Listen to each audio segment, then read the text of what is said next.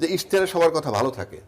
একটা জিনিস লক্ষ্য করেন, আপনি বলবেন দ্বৈত নাগরিকত্ব নিয়ে কিংবা দ্বৈত নাগরিকত্ব সম্পর্কে যে কলাম, সেই কলাম বাকি রেখে এবং ঋণ খেলাপি হইয়া অনেক ক্যান্ডিডেট বাজারে আছে যারা নির্বাচন করতেছে। তা আপনি আমাকে বলেন আমি কি করে আস্থায় রাখবো যিনি নিজে ঋণ খেলাপি, যিনি নিজে দ্বৈত নাগরিকত্বের ঘরটা পূরণ করেন নাই, উনি ওনরা এসে ইশতেহারটাকে বাস্তবায়ন করবেন, এটা কি আমাকে বিশ্বাস করতে হবে? মানে কি কারণে? প্রথম কথা হলো আপনি আবেদন করেন কিভাবে?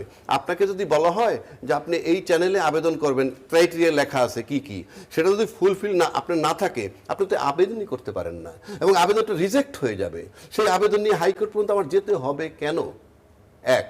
দুই, এটা তো আপনি আবেদনই করতে পারেন না। প্রথম তো আপনি বিবেকটাকে মেরেছেন সেখানে যে আপনি আবেদন করেন কিভাবে। আপনারা তো এখন এই মুহূর্তে প্রভাবশালী ইনফ্লুয়েন্সে আছেন, তাই নির্বাচনটা আপনি করে মানে প্রার্থী হয়ে যাচ্ছেন। কিন্তু এটা কি মঙ্গলজনক? আমি কিভাবে আস্থায় রাখবো? আপনি নিজে যখন ঋণ খেলাপি, নিজে যখন দ্বৈত নাগরিকত্বের ঘরটা পূরণ করেন নাই, আপনার উপরে আমি দেশের দায়িত্ব দিচ্ছি, ভোটটা দিব, আপনি গণভবনে থাকবেন, একজন ভোটদাতা ভোট দিয়ে গণভবনের বারান্দা তো দূরের কথা 2 কিলোমিটার দূর থেকে হাঁটতে পারে না, এটাই আমাদের ট্র্যাজেডি।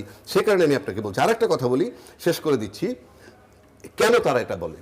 আপনি ব্যক্তিগতভাবে যদি কোনো প্রতিশ্রুতি দেন এবং ভঙ্গ করেন, আপনার জন্য কিন্তু আমি আদালতে যাব। বাংলাদেশে 53 বছর যাবৎ দুইটা তথ্য চলতেছে। নাম্বার ওয়ান, রাজনীতিতে শেষ কথা বলতে কিছু নাই, অর্থাৎ আমি প্রতিশ্রুতি দিয়ে দিব, ভাঙলে কিছু আসে যায় না, শেষ কথা বলতে কিছু নাই। দুই, রাজনীতিবিদরা যে ইশতেহার দিয়ে ফুলফিল করে না 25%ও কোনো মামলা হয়? কোনো মামলা হয়? রাজনীতিবিদরা প্রতিশ্রুতি ভঙ্গ করলে কোনো মামলা হয় না।